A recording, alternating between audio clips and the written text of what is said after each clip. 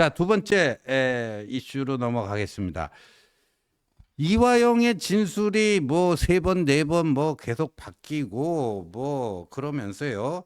심지어 그 이화영을 작년 그 술파티를 했다라고 하는 그 시점이 작년 6월 뭐 전후인데요.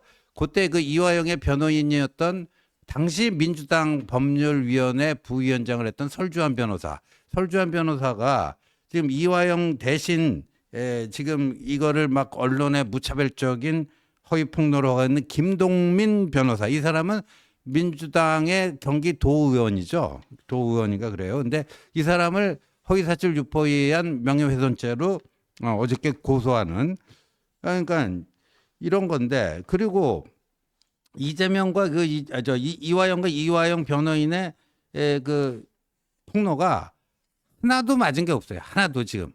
그래서 검찰이 뭐 수원지검 13층입니까? 우리 국민들이 이제 뭐 가보지 않고도 이제 수원지검 13층 구조를 그냥 훤히 다 알 정도로요. 저런 것까지 나왔잖아요.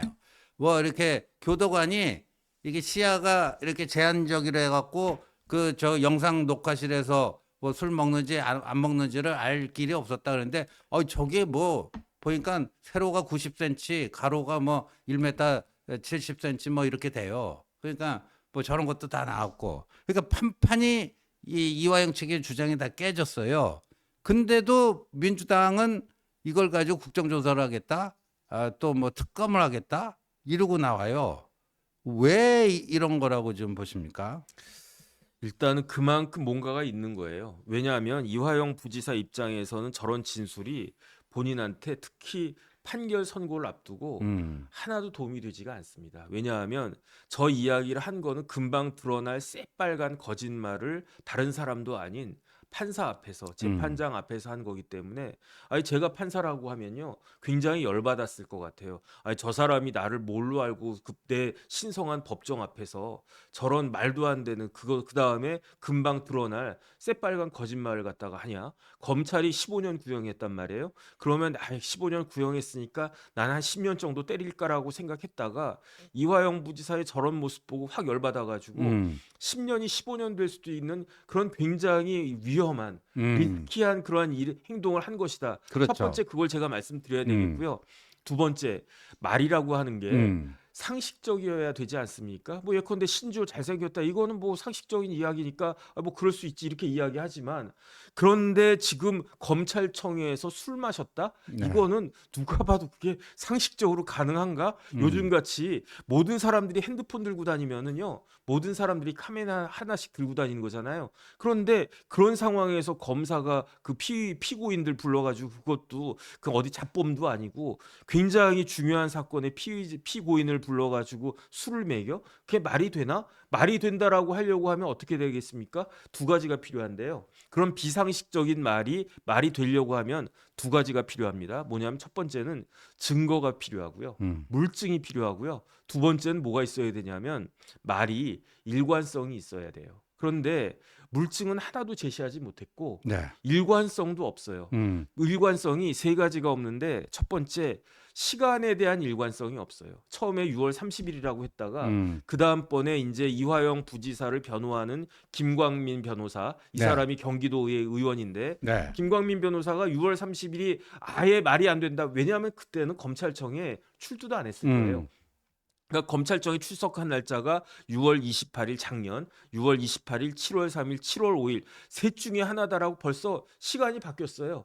그다음에 그러니까 이렇게 중요한 사건과 관련해 가지고 아니 사람이 깜빵에서 평생에 연어회 먹는 일이 평생에 몇 번이나 있겠습니까? 평생에 한 번 있을까 말까 한 일이잖아요. 그럼 그렇죠. 웬만하면 오늘 내가 참 오늘 살다 별 희한한 일을 갖다가 다 했네. 오늘이 7월 3일인데 오늘 검사가 부르더니 김성태랑 회랑 소주랑 마시게 했네. 그 날짜가 기억나는 게 정상 아니겠습니까? 그렇죠. 그런데 기억나죠. 그 날짜부터 벌써 왔다 갔다 해요.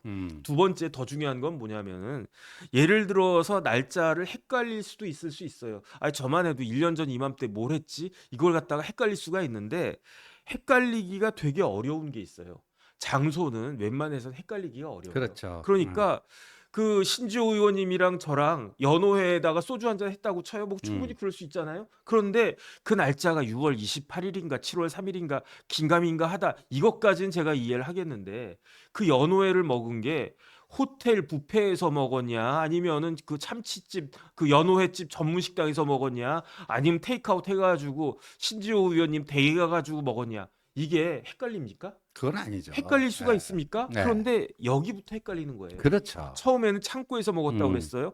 그 다음에는 조금 전에 봤던 것 같이 진술 녹화실에서 먹었다라고 했는데 진술 녹화실 뻥 뚫려가지고 아 거기서 먹으려고 하면 제가 검사를 하면 그 먹이려고 하다가도 야야 어떻게 거기서 먹어 사람들 다 지나다니는데 옆에 이제 여직원도 보고 그 다음에 교도관들도 보고 그러는데 아 빨리 다른 데로 가 창고로 들어가 이랬을 거 아니겠습니까? 그렇죠. 그러니까 이제 진술 녹화실도 말이 안 된다라고 하는 게 밝혀지니까 심지어 검사 방에서 먹었다는 거 아니겠습니까? 내실에서. 네. 그런데 제가 아무리 생각해도 이해가 되지 않는 거는 검사실에 내실에서 먹는 거하고 창고에서 먹는 거하고 진술 녹화실에서 먹는 거는 완전히 다른 거거든요. 완전히 다르죠. 그러니까 이거는 뭐 이재명 대표는 뭐 안면인식 장애가 있다라고 했는데 제 생각에는 이화영 부지사는 뭐 연어인식 장애가 있는 건가? 장소인식 장애. 저는 진짜 이게 말이 안 된다고 생각하고 음. 결정적인 건 뭐냐면요. 김광민 변호사하고 이화영 부지사의 말이 틀려요. 틀려요. 그러니까 이화영 부지사는 뭐라고 이야기했느냐? 4월 4일에 그 갑자기 일어나 가지고 판사님 제가 할 말 있습니다. 뭐라고 이야기를 갖다가 했냐면은 제가 양심의 가책이 됩니다. 무슨 양심의 가책이 됐는데요. 그 제가 거짓말을 했습니다. 왜 거짓말을 했는데요? 저 검사들이 나를 회유를 갖다가 했습니다. 그러면서 어떻게 회유했는데요? 그러니까 검사들이 연호회를 갖다가 쫙 깔아놓고 그 다음에 나한테 술을 갖다가 먹였습니다. 무슨 술 마셨습니까? 그러니까 이화영이 뭐라고 이야기했냐? 종이컵에다가 소주를 갖다가 줘서 그 술을 마셨는데 마셔보니까 이게 소주인 줄 알겠더라. 이게 뭐 참이슬인지 처음처럼인지 그것까지는 몰라도 저도 마셔보면 종이컵에 담겨둬도 이게 맹물인지 소주인지는 저도 알 거 아니겠습니까? 그렇죠. 이화영이 그렇게 이야기했단 말이에요. 그러니까 옆에서 듣고 있던 검사가 황당해가지고 아니 그러면은 검찰청에서 술을 마셨다는 이야기인데 술 마시면 어떻게 됩니까? 저는 한 잔만 마셔도 얼굴 새빨개지거든요. 이화영은 뭐 다르겠습니까? 이화영도 어떻게 됐습니까? 그러니까 얼굴이 빨개졌대요.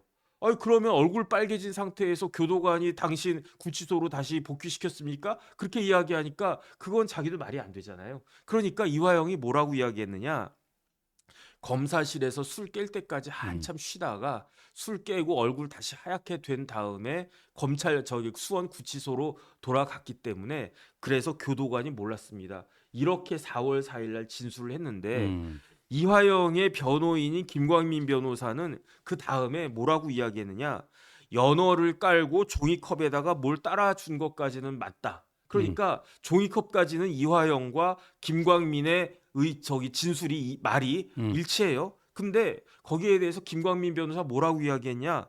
뭘 따라줘가지고 종이컵에 뭘 따라줘가지고 이화영 부지사가 마시려고 하다가 입에다가 딱 대보니까 혀를 갖다 이렇게 놀려보니까 이게 소주거든. 그래가지고 술이어서 안 마셨다는 거예요. 그래서요. 그러니까 팩트는 이제 다 그렇게 번번이 판판이 다 틀린 걸로 나왔는데 네네. 우리가 이제 하나 딱 짚어야 될 게 이거를 잘 봐야 됩니다. 그럼에도 불구하고 이거를 뭐 국정조사를 하겠다, 특검을 하겠다, 이거를 잘 봐야 되는데 저는 누차 말씀드렸지만 이제 6월 7일 이제 이화영의 1심 선고 공판에서 그 대북 불법 송금 부분 유죄 판결이 날 가능성이 대단히 높기 때문에 지금부터 이런 식의 정치 공작을 통해서 그 판결의 신빙성을 좀 떨어뜨려야 된다, 오염시켜야 된다, 뭐 이런 작전 같아요. 근데 이재명이 이거를 그러한 욕심 때문에 너무 세게 물어버렸거든요. 100% 사실로 보인다. 100% 사실로 보인다. 근데 100% 사실이면 당당하게 저희가 어벤져스에서 몇 번을 얘기했는데 고발을 하면 될 거 아니에요. 공수처에 증거 조작한 검사들, 수원지검 검사들 고발하면 되는데 고발을 못 하고 있어요. 못 하고 있는 상태고.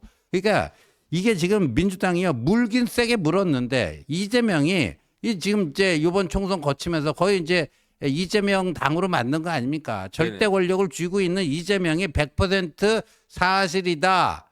세게 가서 엉겨 붙어라, 치 받아라 이렇게 오더를 내렸는데 보니까 팩트는 하나도 안 맞아. 네네. 그런데 그렇다고 어이씨 우리 대빵이 괜히 헛발질하라고 이상한 거 오더 줬네, 오더 잘못 줬네 이렇게 할 수도 없잖아요. 그러니까 뭔가는 하긴 해야 돼요. 그러니까 계속해서 뭐 국정조사를 하네, 고발은 못하고 공수처 고발 잘못했다가 이제 나중에 무고가 될 수 있으니까 지금 이런 벙어리 냉가슴 앓고 있는 게 지금 민주당 그게 아닌가 하는 좀 생각을 해봅니다.